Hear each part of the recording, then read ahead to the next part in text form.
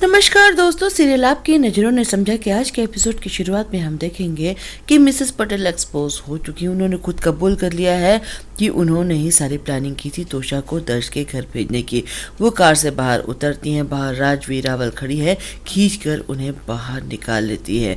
नंदिनी कहती है दर्श से कि दर्श साहब, मेरे सिर पर लगा इल्जाम हटाने के लिए आपने ये सब कुछ क्यों किया? दर्श कहता है क्योंकि मैं जानता था कि तुमने कुछ नहीं किया है, और मैं ये भी जानता था कि वनलता पारेख का नाम बीच में आने से तुम कहीं पीछे हट ना जाओ, इसलिए मैंने तुम्हें सच्चाई नहीं बताई थी, झूठ बोलकर तुम्हें यहाँ पर बुलाया था।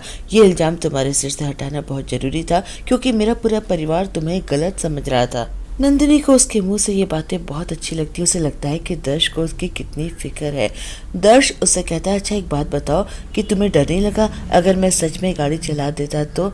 नंदिनी कहती है कि मैं क्यों डरूंगी, मैं जानती हूँ कि अगर आप गाड़ी चलाएंगे तो भी एक्सीडेंट नहीं करेंगे, इतना भरोसा है मुझे आप पर। दर्श सोचता है कि इतना भरोसा तो कोई किसी पर तभी कर सकता है जब वो उसे पसंद करता हो। क्या नंदिनी भी मुझे पसंद करती है? इधर राजवीर मिसेस पटेल की अच्छी खासी खबर लेती है और कहती है कि मैं चाहूँ तो आप पर डिफेमेशन का केस कर सकती हूँ, आपको जेल भी भिजवा सकती हूँ, लेकिन मेरे पास फालतू बातों के लिए टाइम नहीं है। तभी दर्श भी आ जाता है और कहता है कि माँ, मुझे न्यूज़पेपर के एडिटर ने फ़ोन करके बताया था कि ये रावल्स के खिलाफ कुछ रिपोर्ट छपवाने वाली है अखबार में, तो मुझे लगा कि आज इससे अच्छा मौका नहीं मिलेगा इन्हें एक्सपोज करने का, इसीलिए मैंने नंदिनी को भी यहाँ पर बुला लिया था। मिसेस पटेल अब करे तो क्या करे, वहाँ से जाने लगती है तो दर्श कहता है कि आपकी गाड़ी की चाबी आपकी गाड़ी में ही लगी है, गाड़ी बिल्कुल सेफ है, आप उसमें जा सकती हैं। वो तो वहाँ से चली जाती हैं। अब दर्श अपनी माँ को बताता है कि माँ, नंदिनी के सिर पर झूठा आरोप लगाया था इन्होंने, मैं जानता था कि नंदिनी ऐसा कुछ नहीं कर सकती। राजवीर नंदिनी से कहती है कि जब तुमने कुछ नहीं किया था तो तुम चुप क्यों थी? नंदिनी कहती है कि मालकिन, कभी कभी अपने परिवार की भलाई के लिए मुंह पर ताला लगाना पड़ता है। राजवीर पूछती है कि वनलता पारेख तुम्हारी क्या लगती है? वो बताती है कि वो मेरी बड़ी बहन की सास है। राजवीर सोच में पड़ जाती है कि कैसी है ये लड़की जो अपनों के लिए इतना बड़ा बलिदान देने चली थी। नंदिनी उसको प्रणाम करके वहाँ से चली जाती है। अब रह जाते हैं तो दर्श और राजवीर। राजवीर दर्श को डांटती है कि तू क्या करने चला था, गाड़ी चलाने चला था, कहीं एक्सीडेंट हो जाता तो? वो कहता है कि माँ, नंदिनी के लिए ये सब कुछ करना बहुत जरूरी था। माँ, नंदिनी एक बहुत अच्छी लड़की है, उसने गाँव वालों के लिए कितना कुछ किया, अपने परिवार के लिए चुप रही, और उसे जब निराली की सच्चाई पता चली थी ना, तो सबसे पहले मेरे पास आई थी बताने के लिए। और मंदिर में शमिका ने मेरा अपमान करने की कोशिश की तो नंदिनी मेरे साथ आकर खड़ी हो गई। और उस दिन होली के दिन भी मेरा मूड बहुत खराब था। आप लोगों ने सोचा नहीं कि मेरा मूड अचानक से ठीक कैसे हो गया? वो नंदिनी ही थी जिसने मेरा मूड ठीक कर दिया, मुझे यह एहसास कराया कि रंगों को देखने की जरूरत नहीं होती है, उन्हें तो बस महसूस किया जाता है। माँ हैरानी से दर्श की ओर देख रही हैं क्योंकि ये सारी बातें करते हुए दर्श के चेहरे पर एक अलग ही खुशी, अलग ही चमक नजर आ रही है। उसे शमिका की बात याद आ जाती है जिसने कहा था कि नंदिनी और दर्श एक दूसरे के साथ बहुत खुश नजर आते हैं। शोभित की बात भी याद आती है जिसने कहा था कि भाई को नंदिनी से प्यार हो गया है। वो भी सोच में पड़ जाती है, वो समझ जाती है कि उसके बेटे को प्यार हो गया है। कहती है अच्छा चल ठीक है, घर चलते हैं। दर्श कहता है कि माँ आप घर जाओ, मुझे कुछ काम है। माँ को भेज देता है, वो अपनी गाड़ी की ओर जाता है। इधर नंदिनी भी बहुत बेचैन है, बार बार सोच रही है दर्श साहब को मेरी इतनी फिक्र क्यों है, उन्होंने मेरे लिए इतना कुछ क्यों किया, मुझे उनसे बात करनी पड़ेगी वरना मैं पूरे टाइम बेचैन रहूंगी। वो दर्श को कॉल करती है।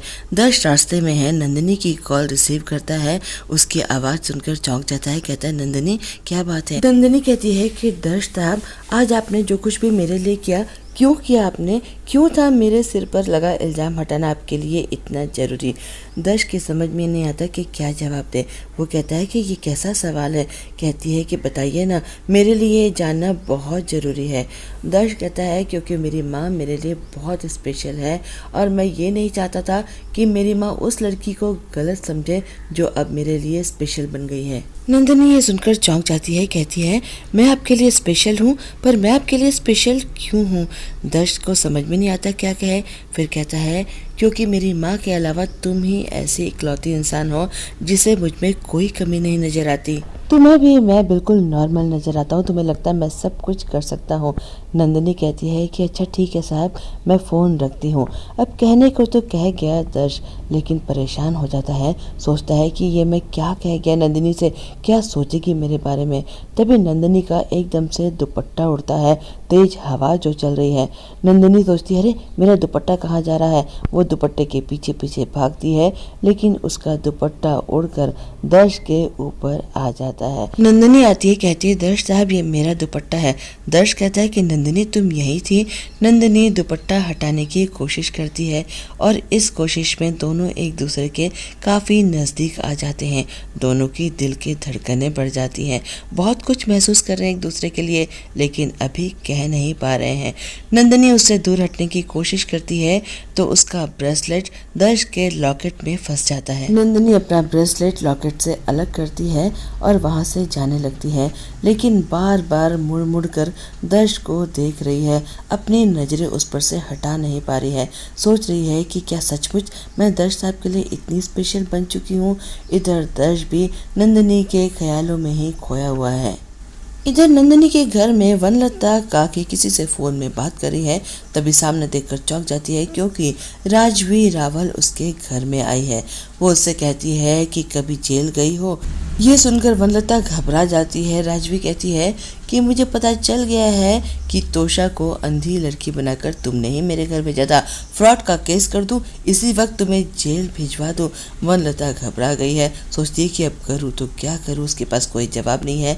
राजवी कहती है लेकिन मैं ये सारी बातें भूलने को तैयार हूँ क्योंकि मेरा बेटा दर्श नंदिनी को पसंद करने लगा है, मुझे नंदिनी से मिलना है। वनलता कहती है कि नंदिनी तो घर में नहीं है।